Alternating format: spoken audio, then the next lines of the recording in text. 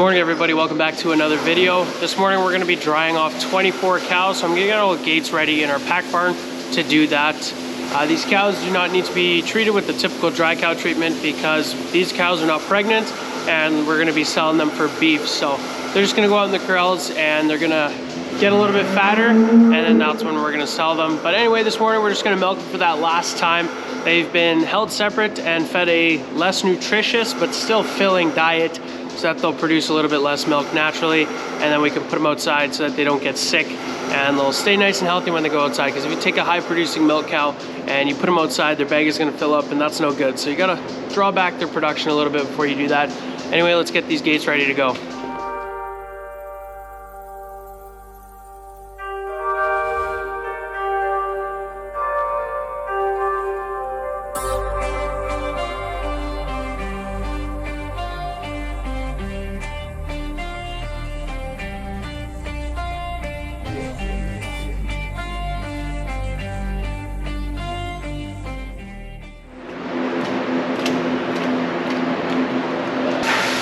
So this is that group of 24 cows, and we're just gonna put them in the alley there in front of the straw packs.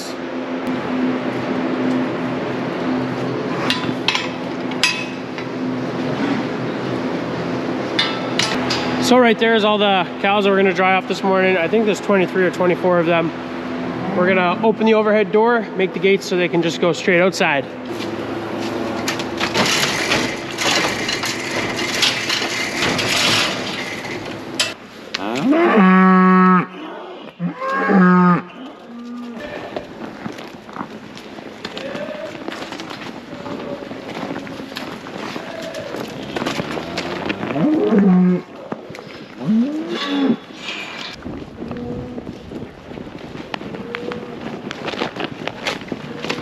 Well, we got those ladies put outside in a separate corral 7, so they're going to be fed separate, a separate diet, I guess. But since the pack barn, all those manure alleys are all open now anyway on the one side, I just went ahead and opened up the other side, and we're going to scrape those alleys right away. You guys could probably tell it really needed to be done. So got the Bobcat warming up and the good old-fashioned tire scraper. Going to turn the noon pump on for that recirc in the slot. And now it's going to start recirculating through this slot. Let's get at her.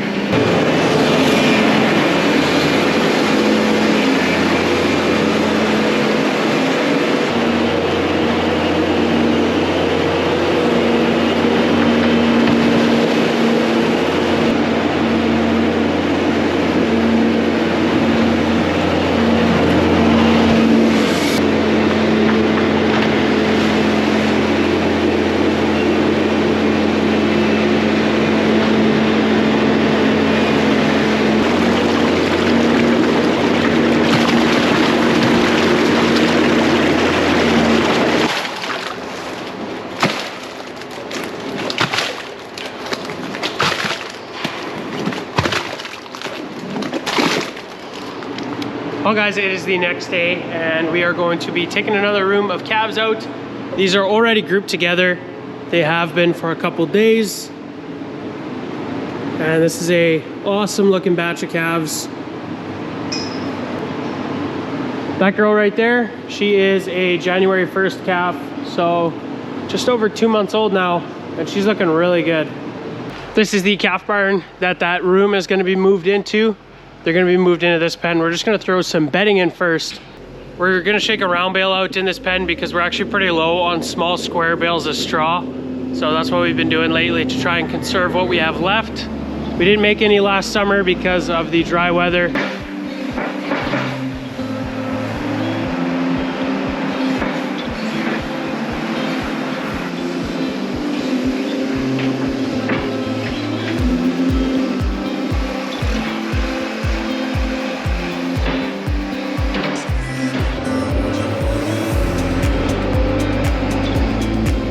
Well, Dad's gonna grab the cage for the calves. That's that attachment we put on the front of that wheel loader. This is all nicely bedded up now though. That other calf barn's ready to go for these calves, so we're gonna start taking the panels out, and then we'll take one side out at a time and bring them over to that barn.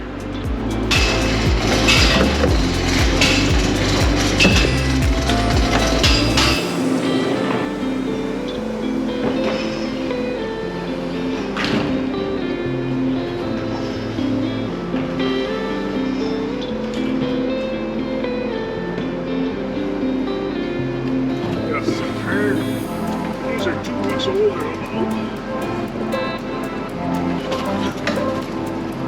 They're about. Shit, that one much.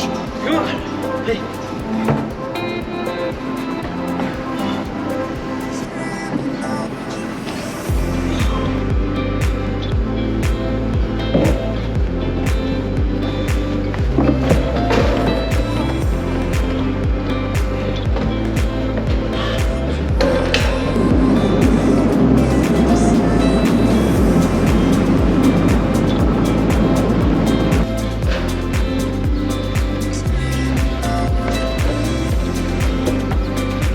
Buyers. Hey.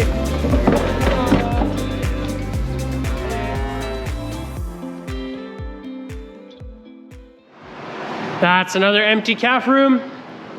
We're gonna now take the feed and the water. That's what the calves get after they've been weaned off of the milk. And we're gonna throw the water into the pen and we're gonna collect that calf feed. We gotta collect that calf feed because it is incredibly expensive, and then we'll reuse it.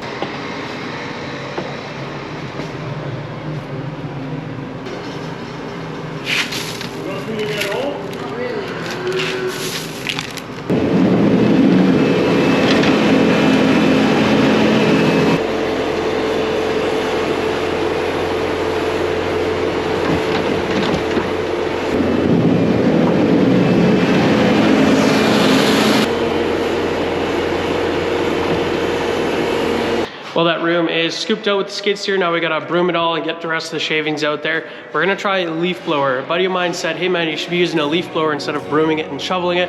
So we're gonna see how it goes. Hopefully it doesn't get too dusty in there. It's kind of what we're afraid of, but we're gonna see how it works.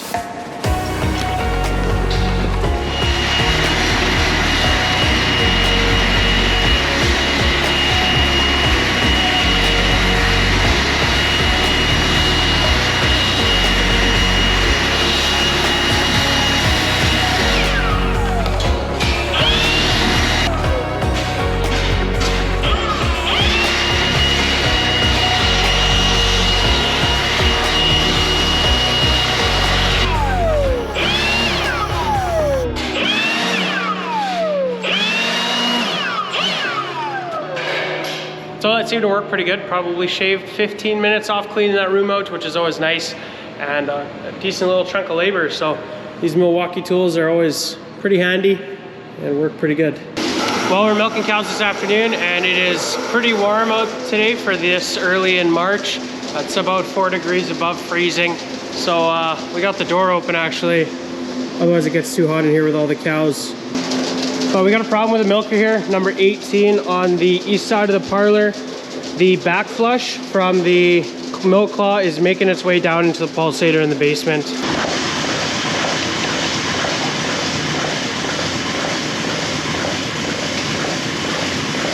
I just went down to the basement, pulled the hoses off that pulsator, and as I did, a bunch of water, the back flush water came down those hoses.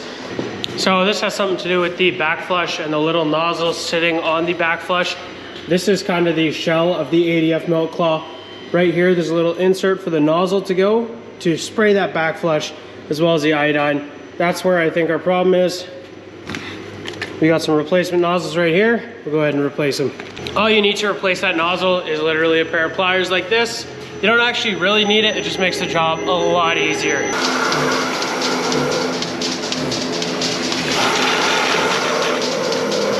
So this is our culprit.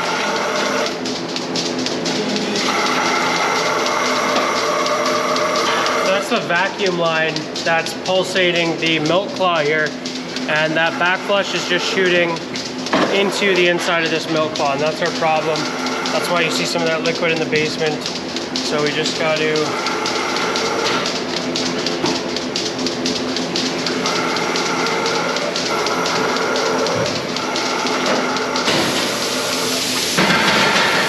something's probably wrong with this little nozzle. Put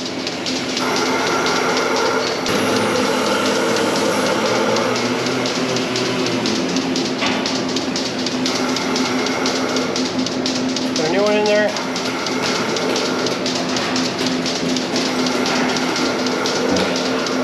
Should be good to go. We'll test it out right away.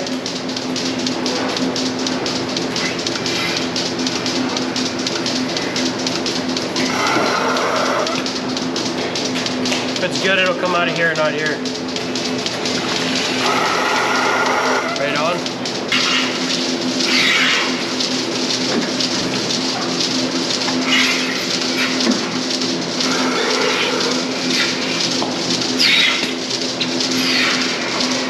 Well, we finished everything up for today. Finished milking there. And now I'm gonna kind of show you guys what you probably clicked on this video for. My biggest skid steer mistake ever. So I guess it's worth saying I started driving a skid steer probably 10 years ago now and started scraping alleys in our old barn. Got used to it there, and I've been doing it now for over 3 years in this barn. So a decent amount of experience on that Bobcat. And I've had some comments in the past in the videos, people saying, wow, you're a good operator on that skid steer and stuff like that. And I just want to show you guys this mistake I made. It's definitely no little mistake. I was basically in the morning, it's probably 4:30 in the morning, I was scraping these alleys, just going full speed back and forth all the way to the back of the barn, all the way to the front of the barn. You guys know what it looks like to scrape these alleys clean. That's what I was doing. And when I do that, I back up and I don't look backwards. And I always just look for that crossover there to slow down here and then go forwards again. It's kind of inconvenient to look back in a Bobcat. You know, you're holding the two joysticks or the control arms, I guess, and then you gotta turn your neck back, and it's kind of inconvenient. So I got into the habit of just not looking backwards. It was also really foggy in the barn, but basically I lost focus and my head was wandering. I was daydreaming basically, and I forgot to slow down before I hit this concrete wall here at the front of our group. So this is a 6-inch concrete wall, and I hit it in the Bobcat going full speed backwards. You can see the bumper of the Bobcat is where it hit, and it kind of shot some chunks of concrete out the back. You can see all those chunks of concrete right there. The Juno is parked right there on its charging station. You guys don't see it right now, it's pushing feet up. But yeah, it was parked right there, and I hit this wall full speed going back. Juno's completely fine because this wall, it held up pretty good. There's probably gonna be some guys commenting that this concrete wall shouldn't have cracked at all, but that skid steer is, I imagine, 10,000 pounds, or 5 tons almost of steel and rubber, and it backed into that thing full speed. It'll get going 18 kilometers an hour. I don't know if I passed out when I hit it. I remember my head going backwards, and then the next thing I remember, my head was keeled over, my arms were just hanging. And I lifted my head up and I was like, am I still moving? What's going on? But yeah, it really shook me up. So the impact was pretty insane with a pretty heavy machine. And this is only a 6-inch concrete wall, and it didn't completely smash out of the way. I know if there was no rebar in there and it wasn't built properly, it would have just flopped right over, but they did a really good job building this wall. I'm impressed by the strength of this wall for sure. Take nothing away from this wall. I hit it really hard with a heavy piece of equipment, and it's still standing upright, which is, in my opinion, impressive. Although that's another couple $1,000s again to cut this entire wall out. There's no salvaging it. We're gonna have to cut it out and re-pour a new wall there. Just because of a stupid mistake, you quit paying attention. Bobcat's perfectly fine. There's maybe a little bit of a scratch on the bumper, and that's it. Nothing wrong with the Bobcat.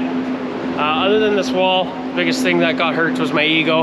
But it's worth showing to show that it's not always perfect on the dairy farm. You will make mistakes, and you always got to be watching out. Always watch the cows, always watch the equipment, always watch what you're doing. So yeah, that's gonna be it for today's video though, guys. I hope you enjoyed, and I hope to see you guys in the next one. Thanks for watching.